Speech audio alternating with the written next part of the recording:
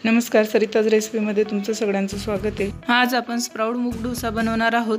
Weight लॉससाठी ही recipe खूप best आहे। त्यातल्या त्यात झटपट मुलांच्या टिफिनसाठी बनवली जाणारी रेसिपी आहे। चला तर मग रेसिपीला सुरुवात करूया। येथे मी मोड आलेले मूग घेतलेले आहेत। हे मूग मी दिवसभर पाण्यात भिजवून रात्री एका सुती कापडात बांधून घेतलेले होते। आता इथे मी एक मिक्सर जार घेतलेला आहे।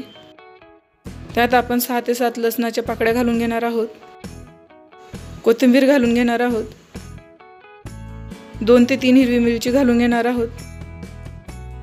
1 चमचा जिरे। या सगळ्यांचे पाणी न घालता आपण बारीक पेस्ट तयार करून घेणार आहोत। पाहू शकता आपली पेस्ट तयार आहे। आता यात आपण मोड आलेले मूग घालून घेणार आहोत आणि आता यात 2 ते 3 चमचे पाणी घालून आपण बारीक पेस्ट तयार करून घेणार आहोत।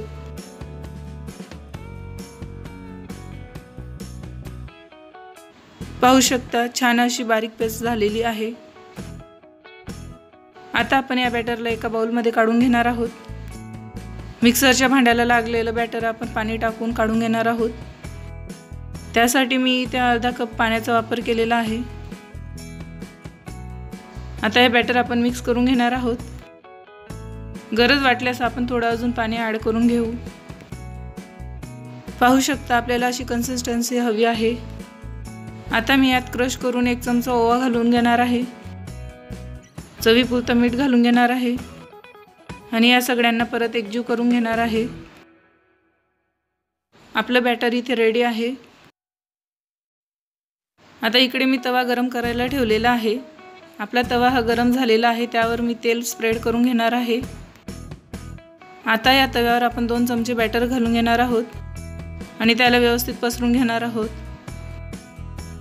पाहू शकता अशा पद्धतीने आपल्याला डोसा रेडी करून घ्यायचा आहे।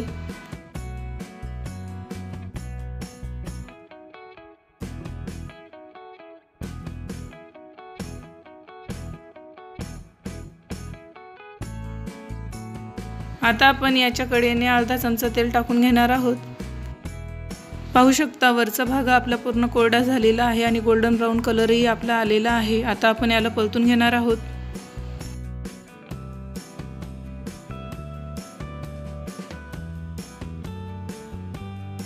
आता दुसऱ्या बाजूनेही गोल्डन ब्राउन कलर येईपर्यंत आपल्याला शेकून घ्यायचा आहे।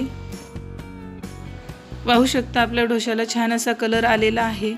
तो दोघी साइडने छान असा शिजलेलाही आहे। रेडी आहे आपला स्प्राउट डोसा। रेसिपी तुम्हाला कशी वाटली हे मला कमेंट करून नक्की सांगा।